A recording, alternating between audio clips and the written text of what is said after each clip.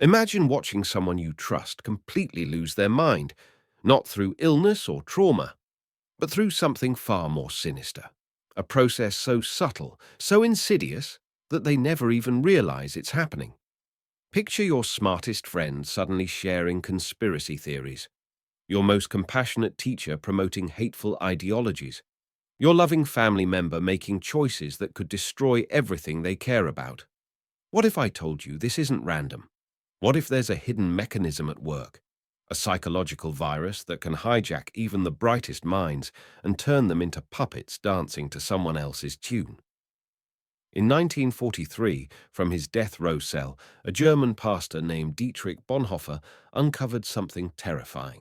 Something that explains why intelligent people make catastrophically stupid decisions. Something that predicted exactly how modern society would manipulate our minds.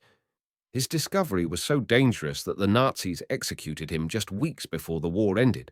But his final warning survived, and it's more relevant today than ever before. Bonhoeffer wasn't observing stupidity from an academic ivory tower. He was watching it consume his entire nation. Professors, doctors, religious leaders, the cream of German society, all falling under the same spell. These weren't uneducated masses being fooled by propaganda. These were the intellectual elite voluntarily surrendering their capacity to think. From his prison cell, facing execution, Bonhoeffer wrote words that still chill the soul. Against this mental surrender, we are utterly powerless. Logic bounces off like rubber bullets. Reason becomes irrelevant.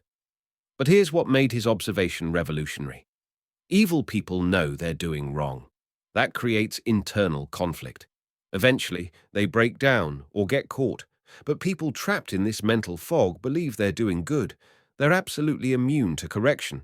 They've convinced themselves they're the heroes of their own story. This isn't about intelligence or education. It's about something psychologists now call functional blindness, the ability to think clearly in some areas while becoming completely irrational in others. Bonhoeffer noticed something crucial. When he tried to reason with these people, he wasn't talking to an individual anymore. He was talking to a collection of slogans, catchphrases, and borrowed thoughts. The person had disappeared. Only the programming remained. Modern neuroscience has proven Bonhoeffer's intuition correct. When people are stressed, overwhelmed, or threatened, their brains literally shut down critical thinking. The prefrontal cortex, responsible for rational analysis, goes offline. The limbic system, driven by emotion and survival instincts, takes over. This isn't a bug in human psychology. It's a feature. Our ancestors needed to make split-second decisions when a predator appeared. Stopping to analyze the situation meant death. But in our modern world, this survival mechanism has become a weapon against us. In 1961, psychologist Stanley Milgram proved Bonhoeffer's theory in the most disturbing way possible. Ordinary volunteers were told to administer electric shocks to strangers, even when they heard screams of agony, even when they believed they might be killing someone. 65% of participants delivered what they thought were lethal shocks. These weren't monsters.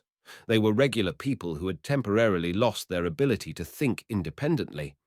They had outsourced their moral judgment to an authority figure, just like Bonhoeffer witnessed in Nazi Germany. Solomon Asch's experiments revealed another piece of the puzzle. When surrounded by a group giving obviously wrong answers, 75% of people will conform at least once, even when they know the group is wrong, even when the correct answer is obvious. The need to belong overpowers the need to be right. Now imagine these psychological vulnerabilities weaponized by artificial intelligence. Social media algorithms that know exactly which emotional buttons to push. Echo chambers that make conformity easier than ever. A 2018 MIT study found that false information spread 6 times faster than truth online. Not because people are stupid, but because lies often feel more emotionally satisfying than complex realities. Your brain gets a dopamine hit from information that confirms what you already believe. The algorithm notices this and feeds you more of the same, creating a perfect storm of intellectual surrender. We're not just fighting human manipulation anymore. We're fighting systems designed to exploit our cognitive blind spots with surgical precision. Every click, every pause, every emotional reaction is being analyzed and weaponized against our capacity for independent thought. But here's the hope hidden in Bonhoeffer's warning. If this mental surrender is partly chosen, it can also be rejected. If it's partly structural, structures can be changed. The key is what Bonhoeffer called costly grace, the willingness to think independently even when it's painful. Here are the daily practices that can serve as your intellectual immune system. First, embrace productive discomfort. Actively seek out smart people who disagree with you, not to change your mind necessarily, but to test whether your beliefs can withstand scrutiny. Second, practice intellectual humility. When you find yourself absolutely certain about something, ask, what evidence would change my mind? If you can't think of any, that's a red flag. Third, slow down your sharing. Before posting anything online, take 60 seconds to verify it from an independent source. That brief pause can break the algorithmic cycle that feeds on our emotional reactions. Fourth, embrace the power of I don't know. In a world that rewards confident ignorance over humble uncertainty, admitting gaps in your knowledge becomes a radical act.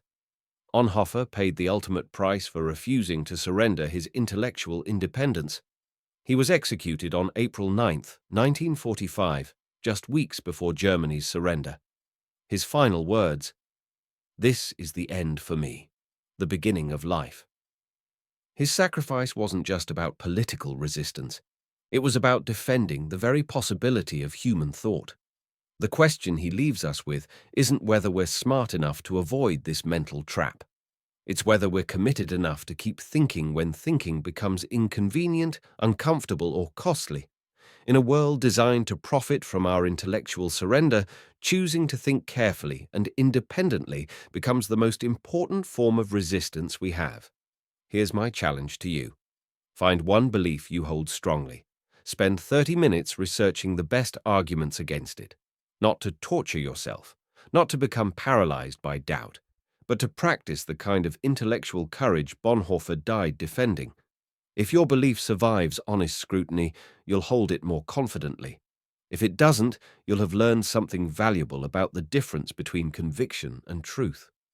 Every time you choose curiosity over certainty, evidence over emotion, careful thinking over quick reactions, you're not just protecting your own mind.